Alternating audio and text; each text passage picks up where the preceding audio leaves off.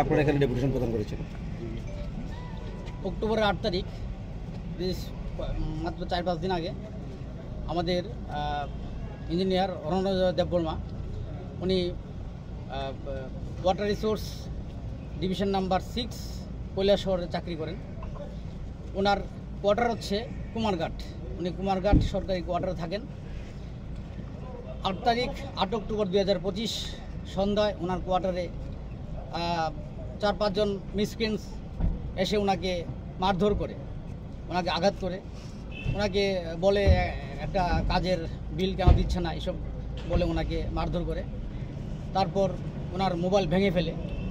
এই নিয়ে আমরা গত 10 তারিখে আমাদের ডিজিপি সাহেবের সাথে আমরা দেখা করি এবং ডেপুটেশন দিই। আমরা স্যারকে রিকোয়েস্ট করি যেন এই ঘটনার জন্য যারা দায়ী, যা দোষী, তাদেরকে যেন অ্যাপ্রোপ্রিয়েট পানিশমেন্ট দেওয়া হয়। সেই ডেপুটেশনের কপি আমরা আমাদের রাজ্যের মাননীয় মুখ্যমন্ত্রী তথা আমাদের পূর্তমন্ত্রী ওনাকে আমরা দিই, আমরা রাজ্যের চিফ সেক্রেটারিকে দিই, তারপর এবং আমাদের পূর্ত দপ্তরের সেক্রেটারি কিরণজিৎ স্যারকে আমরা দিই।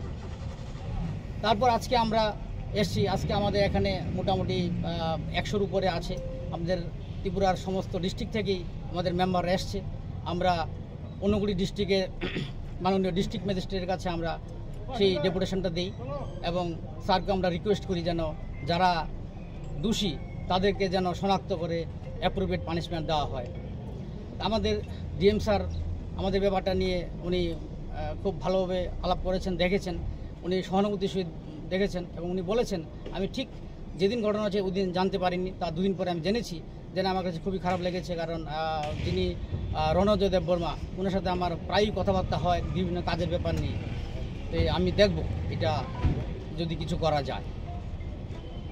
এই হচ্ছে আমাদের আজকের ডেপুটেশন। এখন পর্যন্ত কোনো আসামি তো গ্রেপ্তার হয়নি? না, এখন অবধি কোনো আসামি গ্রেপ্তার হয়নি।